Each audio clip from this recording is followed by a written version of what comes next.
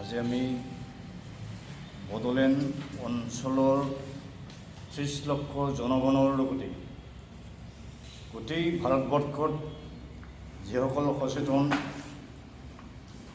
বৌদ্ধিক মহল আছে, শান্তিকামী আৰু গণতান্ত্ৰিক প্ৰেমী নাগৰিকসকল আছে, তেওঁলোকৰ দৃষ্টি আকৰ্ষণ কৰিবৰ কাৰণে এই সংবাদমেলখন অনুষ্ঠিত আমি কৰিছোঁ। ইয়াত আমাৰ প্ৰথম আৰু অতি মুখ্যতম ক'বলৈ কথা হ'ল, যোৱা 2003 চনৰ 10 ফেব্ৰুৱাৰী তাৰিখত BLTৰ নেতাসকলৰ সৈতে ভাৰত চৰকাৰ অসম চৰকাৰৰ মাজত যি ত্ৰিপাক্ষিক চুক্তি স্বাক্ষৰ হৈ গৈছিল আৰু সেই চুক্তিৰ ফলস্বৰূপে ভাৰতীয় সংবিধানৰ 6ষ্ঠ অনুসূচীৰ অধীনত উত্তৰ পূৰ্বাঞ্চলৰ খিলঞ্জীয়া জনজাতি লোকসকলক নিজৰ অঞ্চলসমূহত স্বায়ত্ত শাসনৰ যি ব্যৱস্থাপনা প্ৰভিজন আছে, এই 6 শিডিউলৰ প্ৰভিজনৰ অধীনত বড়োসকলকো ভৈয়াম অঞ্চলত সংকোচ নদীৰ পৰা পশ্চিমে পূবত পাঁচনৈ নদীলৈকে এই বৃহত্তৰ অঞ্চলত সৰ্বমুঠ 3079খন গাঁও ভাঙুৰি এখন স্বায়ত্তশাসিত অঞ্চল গঠিত হৈছিল, যাৰ নাম ইংৰাজীত কোৱা হৈছিল বড়োলেণ্ড টেৰিটৰিয়েল ডিষ্ট্ৰিক্ট। আৰু এই স্বায়ত্তশাসিত 4খন জিলাক লৈ যি অট'নমাছ টেৰিটৰি হ'ল, ইয়াক শাসন কৰিবৰ কাৰণে ইণ্ডিয়ান পাৰ্লিয়ামেণ্টৰ 2টা সদনে BTC এক্ট পাছ কৰি বড়োলেণ্ড টেৰিটৰিয়েল কাউন্সিল নামেৰে এটা নতুন পলিটিকেল এপাৰেটাছ বা স্বায়ত্ত শাসনৰ ব্যৱস্থাপনা আমাক দিছে। কিন্তু অতি দুৰ্ভাগ্যজনকভাৱে দেখিবলৈ পাইছোঁ যে এই বছৰৰ যোৱা 27 জানুৱাৰী তাৰিখত আপচুৰ নেতা, UBPৰ নেতা আৰু NDPৰ 4টা ফেকশ্যন নেতাসকল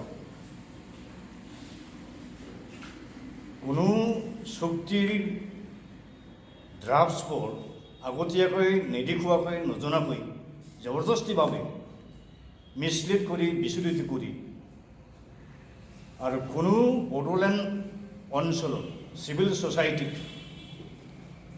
বড়ো জাতিৰ যিমানবোৰ জাতীয় সংগঠন আছে তেওঁলোকক নাপাত্তা কৰি বিশ্বাস নোলোৱাকৈ কোনো খবৰ নিদিয়াকৈ যি নতুন চুক্তি স্বাক্ষৰ হৈ গ'ল আৰু সেই চুক্তিক জবৰদস্তি ৰূপায়ণ কৰি 17 বছৰ আগতে ভাৰত চৰকাৰে বিশেষকৈ তেতিয়া তদানীন্তন প্ৰধানমন্ত্ৰী অতুল বিহাৰী বাজপেয়ী ডাঙৰীয়া, যিজন BJPৰ মূল জন্মদাতা পিতৃপুৰুষ আছিল, স্বাধীনতাৰ পিছত ভাৰতবৰ্ষত BJPলৈ প্ৰথম চৰকাৰ গঠন কৰাৰ যি মূল পিতৃপুৰুষ আছিল, সেই অতুল বিহাৰী বাজপেয়ী ডাঙৰীয়াই নিজৰ আশীৰ্বাদৰ চিনস্বৰূপে আমাক এটা পলিটিকেল কনচেশ্যন বা ব্লেছিং দি গৈছিল।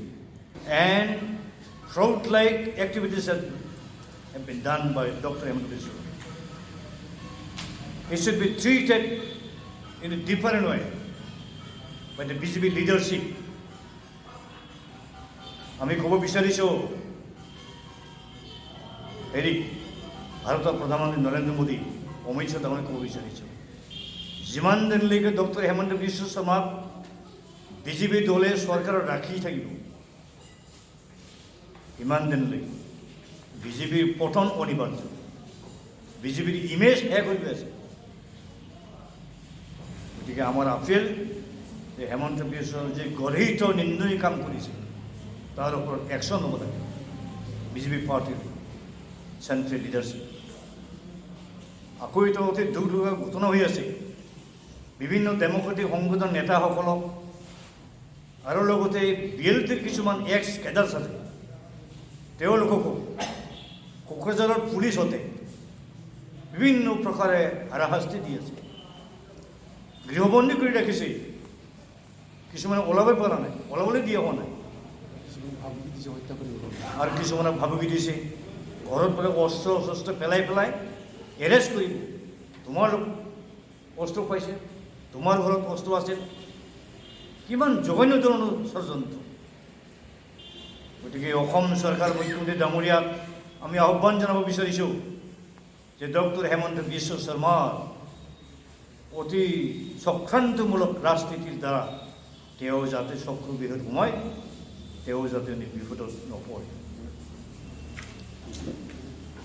আৰু গোটেই ভাৰতবৰ্ষৰ আৰু বিশেষকৈ অসমৰ যিমানবোৰ ডেম'ক্ৰেটিক এণ্ড পিছ লাভিং অৰ্গেনাইজেশ্যন আছে, লিডাৰ আছে, বৌদ্ধিক মন আছে, তেওঁলোকৰ ওচৰলৈ আমাৰ সমিতি নিবেদন যাতে এনেহেন পৰিস্থিতিৰ পৰিপ্ৰেক্ষিতত যাতে তেখেতসকলেও বড়োলেণ্ডবাসী ৰাইজলৈ সহায় যাতে আগবঢ়ায়, এইটোকে আমি কামনা কৰিছোঁ।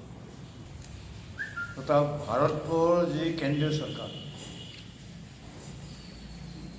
অসমৰে নহয় কেৱল গোটেই ভাৰতবৰ্ষত বিভিন্ন ৰাজ্যত য'ত য'ত খিলঞ্জীয়া আচল ভূমিপুত্ৰ লোকসকল আছে, এই ভূমিপুত্ৰ লোকসকল, খিলঞ্জীয়া লোকসকলক নিষেধ কৰিবৰ কাৰণে চিৰদিনৰ কাৰণে বিভিন্ন প্ৰকাৰৰ অতি জঘন্যতম গঢ়িত আৰু ডেডলিয়েষ্ট ধৰণৰ ৰাজনীতিৰ ষড়যন্ত্ৰ ৰচনা কৰি আছে, নীতি আদৰ্শ গ্ৰহণ কৰি আছে, পলিচি কৰি আছে। সেইকাৰণে ভাৰত চৰকাৰক আমি দাবী জনাব বিচাৰিছোঁ আৰু ইণ্টাৰনেশ্যনেল কমিউনিটিছৰ ওচৰত আমাৰ এটা অভিনয় নিবেদন যে খিলঞ্জীয়া জনগোষ্ঠীসকলক, ইণ্ডিজিনিয়াছ পিপুলসকলক বৰ্তমানৰ বিজেপি চৰকাৰে যেনেকৈ বিভিন্ন প্ৰকাৰে ৰাজনীতিক ষড়যন্ত্ৰৰে নিষেধ কৰাৰ যি অভিযান বা পদক্ষেপ ইতিমধ্যে হাতত লৈছে, তাৰ পৰা বচাব লাগে। আৰু আমি কোনো পধ্যে তেনেধৰণৰ পলিচি আমি কোনোদিন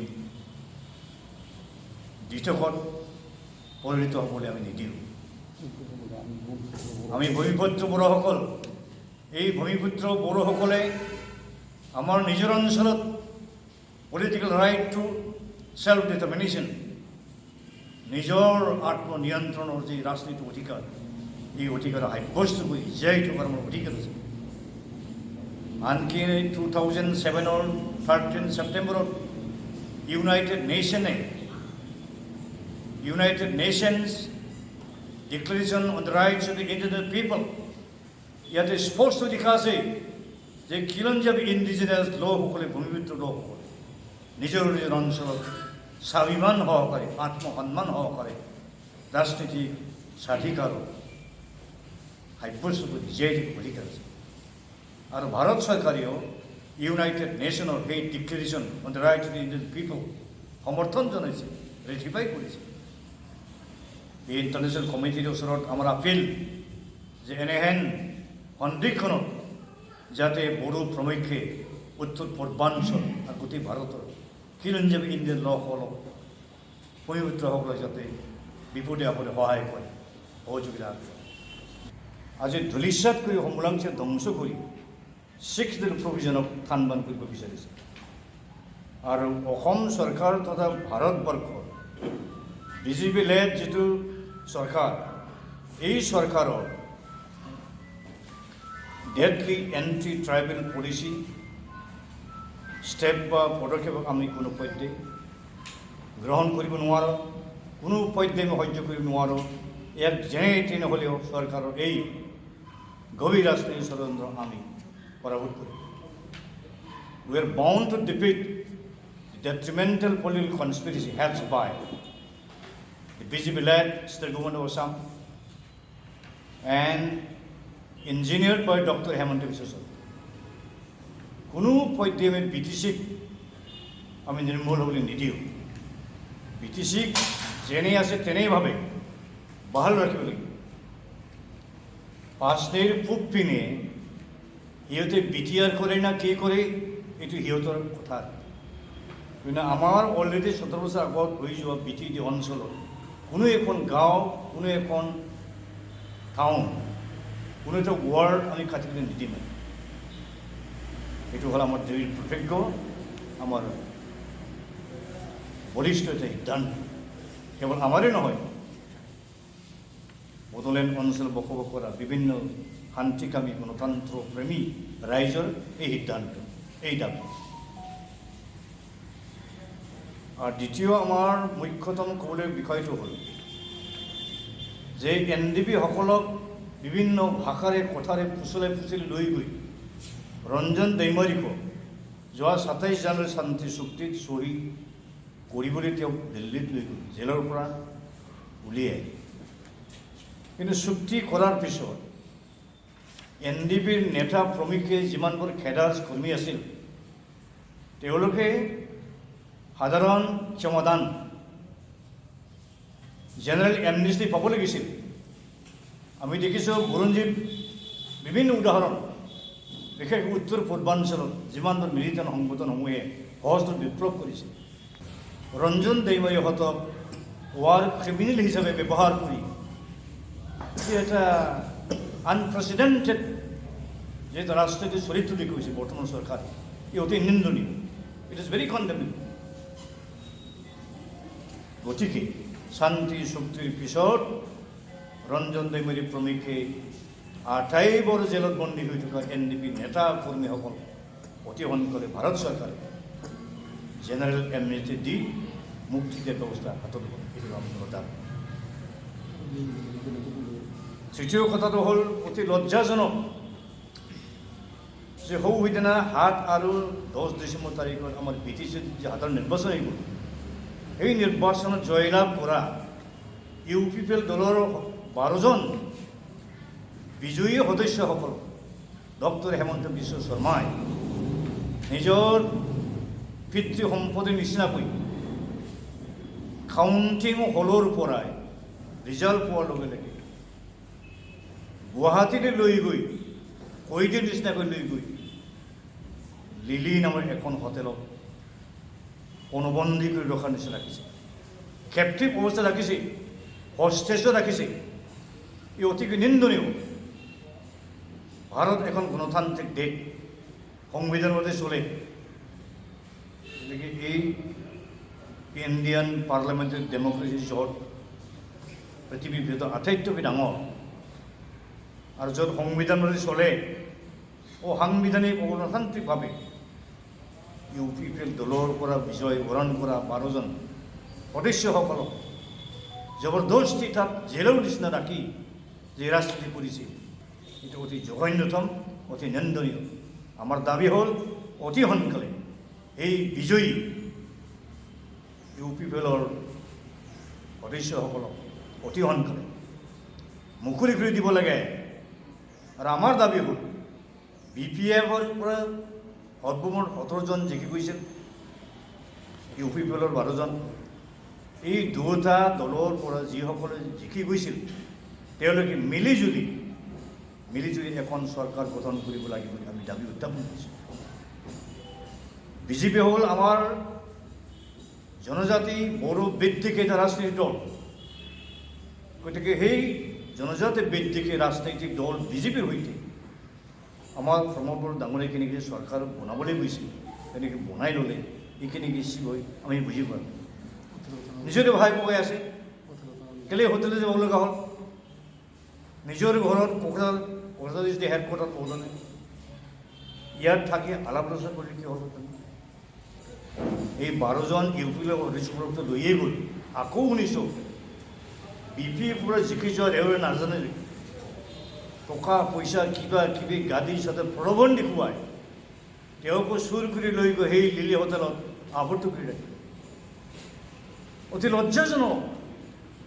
কেৱল বড়ো জাতিৰ কাৰণে নহয়, সমগ্ৰ ভাৰতৰ যে কৌটিকোটি জনজাতি লোকসকল আছে তেওঁলোকৰ কাৰণে লজ্জাজনক ব্যাপাৰ হৈছে। গতিকে আমাৰ দাবী অতি সোনকালে ভাৰতৰ ৰাষ্ট্ৰপতি চাহাবে, chief election commissioner India, State Election Commissioner of Assam, and the Prime Minister and the Home Minister, they should intervene in this critical situation. Let the democratic people of Bodoland exercise the democratic rights সম্পাদন হৈছে। শান্তি চুক্তিৰ পিছত কোনো এটা military দুৰ্ঘটনাৰ নেতা আজি ৰঞ্জন দৈমাৰী প্ৰমুখ্যে বিভিন্ন NDP নেতাসকলক যেনেকৈ হাৰাশাস্তি দি আছে, আকৌ জেলত ভৰাই থৈছে, আজীৱন কাৰাদণ্ড, কাৰোবাক মৃত্যুদণ্ড, কাৰোবাক কঠোৰতম শাস্তি দিয়াৰ যি ব্যৱস্থা লৈছে সেইটো অতি গৰিহীত, আমি নিন্দা কৰোঁ। সেইকাৰণে আমি সমূহ বড়োলেণ্ড অঞ্চল বড়ো জাতিৰ চিভিল ছ'চাইটিৰ দাবী হ'ল যে অতি সোনকালে ৰঞ্জন দৈমাৰী প্ৰমুখ্যে NDBৰ সকলো কৰ্মী নেতাসকলক যিসকলক বিভিন্ন জেলত বন্দী কৰি ৰাখিছে তেওঁলোকক সাধাৰণ ক্ষমাদান দি অতি সোনকালে মুক্ত কৰি দিয়াৰ ব্যৱস্থা কৰিব লাগিব আমি দাবী উত্থাপন কৰিছোঁ।